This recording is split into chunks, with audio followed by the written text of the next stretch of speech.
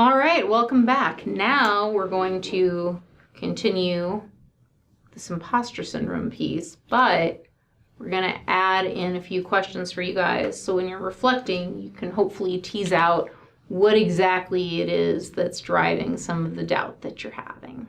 One of the main things I want to point out with reflection and thinking about, like when you are feeling confident versus when you are having doubt, right? Sometimes we confuse discomfort, right? So like we confuse discomfort with not belonging. And I want that to stop. Discomfort is growth. So when you're in a classroom and you feel like, oh God, everyone here's so smart, I don't want to raise up my hand. I don't want to say anything out loud in class. I don't want to turn in this paper. I don't want to get the feedback. I'm uncomfortable. I feel really uncomfortable. You're uncomfortable because you're in a new space and you're testing your abilities. Discomfort from a growth perspective. When you get up to present the first time and you're sweating bullets, that's discomfort that's coming from growth. You're pushing yourself. You're asking more of yourself. Discomfort is not imposter syndrome. Discomfort is you doing something new that you're maybe not an expert at right away. And you're not going to be an expert at academia in 4 years. You'll know a lot about your field, right? But expertise comes with time. And so the discomfort that you're feeling might just be you're testing yourself, you're growing, you're building new skills. That's a normal feeling. Normal.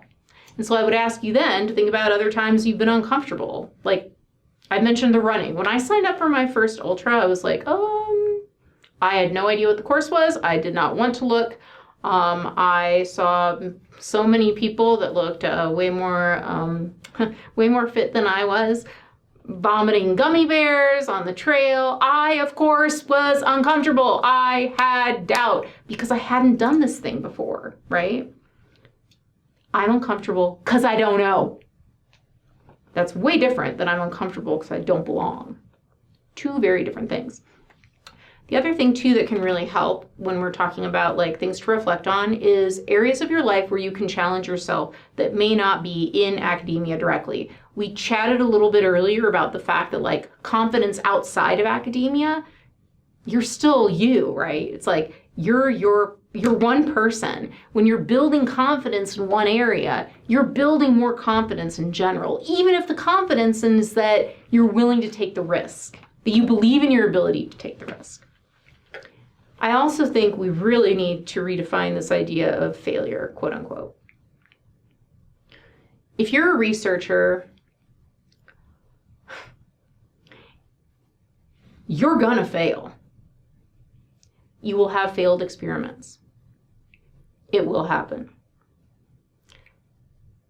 But instead of looking at the time that you spend working on something only to have it not turn out the way you think it's going to, reframing failure and instead thinking of it as a redirection can be really useful. So no, it's not that I suck and my experiment failed. It's more like, so we tested this thing and the answer was no. So now we're going to look at this other thing, right? So having more mental agility when it comes to quote unquote failure. And the same is true for success. What does it mean for you to be successful? Redefine it and don't attach it to a label or an outcome. It can't be, I will be successful when I get that PhD. Maybe you were successful in getting the PhD, right? Do you see what I'm saying? But that's not all that makes you a successful person. There are other things. So like examining purpose, right? I'll mention this to my students all the time, but if my purpose is to leave things better than I found them, that's success to me. It's broad, but that's what it means. And that in and of itself creates more mental resiliency so that when things don't go my way necessarily, if I know I've shown up and I've contributed and I'm working on improving things, that in and of itself is good enough. That's success. Curiosity versus judgment. I want you all to look at yourselves and ask good questions, asking like the whys, right? So like, why do I feel uncomfortable when I'm standing up in front of my peers and presenting my research? Why do I feel uncomfortable asking for help? Why do I feel ask the questions? Be curious. I'm not uncomfortable presenting. I am uncomfortable asking for help sometimes. Why is that? Trust. Okay, ding, ding. I don't know. Do you see what I'm saying? Figuring out the whys will really help sort of clarify whether what you're dealing with is like chronic imposter syndrome or you're just in an environment where imposter syndrome grows like mold. But that doesn't mean you have it. It just means you're experiencing doubt. In short, you feel like this if you're an academic because you're in an environment that encourages it. Doubt is normal. If you care about being successful, which chances are you do, otherwise you wouldn't be listening to me talk at you right now. If you care about being successful, you are going to question things. You're going to feel nerves. You're not gonna always feel like you're sure of yourself because of course you're not sure if you're growing and you're challenging, right? It's not possible to have both at the same time. The other thing I would ask y'all to do is to think about turning down the volume on the comparison, right? So I have plenty of students that are admitted into programs and they don't all have the exact same background. I have a student who's getting a PhD in computer science, and when she came, she needed to take a number of different classes to feel like she knew the same amount as some of the other people that were in that program. Does that mean she doesn't belong? No. They knew that. They admitted her knowing that that was going to have to happen. They were really interested in some of her research ideas. Do you see what I mean? So like comparison, I know everyone's like, comparison is the thief of joy. It's natural. You're going to do it. But here's the thing, right? When you look outside of yourself and you're comparing yourself to other people, you're trying to figure out, should I be here? Do I belong in this space? That's normal and that's natural, but that cannot be the only deciding factor. You know nothing about most of the people you're trying to compare yourself to. That's the reality. You don't.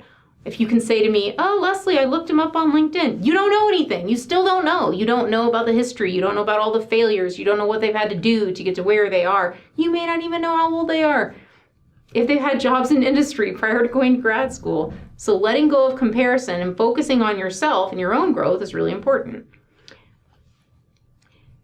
Understand also that there is no formal validation that is going to make you feel successful. Not long term anyway.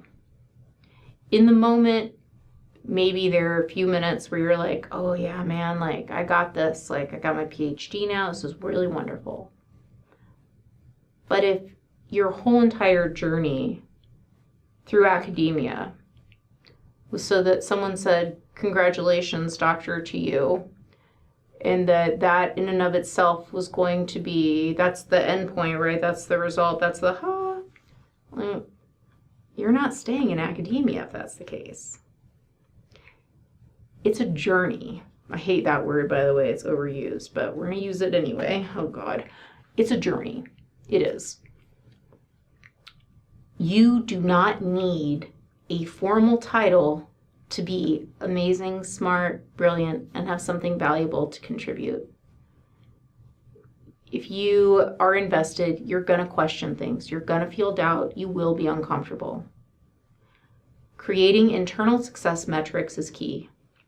So I suppose like one of the tips that I would provide right now is that purpose thing that I just mentioned to you, figuring out what purpose is really important.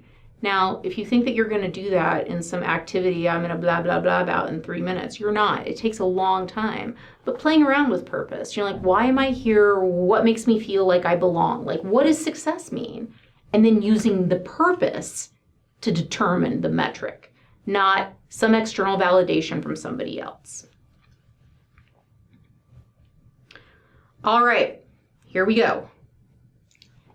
Proof of success. How do you have the proof? So reflecting on internal identity in this situation would be very helpful to you. So if we take a few minutes in this activity and we write down, what are the things that I admire about myself?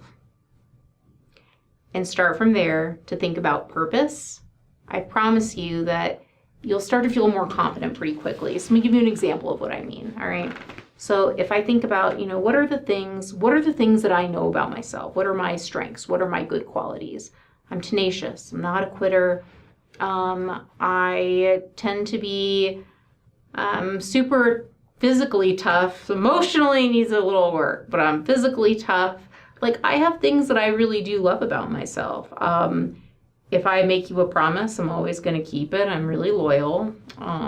I like being able to provide people with safety, security, and stability, because those are things I value. So getting to know those things about yourself, like, what am I bringing to the table, right? Outside of, I have this paper published, or I'm this type of researcher, I was accepted, in this journal. But what are the things you internally really do admire about yourself? And remembering those, writing them down, and then leveraging them whenever you do start to feel self-doubt creeping in. So the practice in this case, right? So when we talk about reflection and curiosity, reflection with curiosity is me meeting myself where I am right now, acknowledging all of my strengths, and also at the same time acknowledging, like, okay, so like maybe there are other things I still want to achieve, and there might be areas in my life where I am having a hard time, right? So we all go through those. But the internal qualities, if you can identify the things that you actually really do love about yourself, and I know that sounds so woo, it's not meant to, but those are the things, like those qualities, the internal pieces, those are the ones that are sort of the life raft so that you don't slip into imposter syndrome. Because you belong to yourself. You belong, oh God, this is really woo, but you do belong, right? You belong. And no one outside of you gets to determine whether or not you belong in the seat that you're in. Like, you decide that. They admitted you, and now you get to decide if you belong. But having a good idea about, the internal strength pieces, that's really going to help.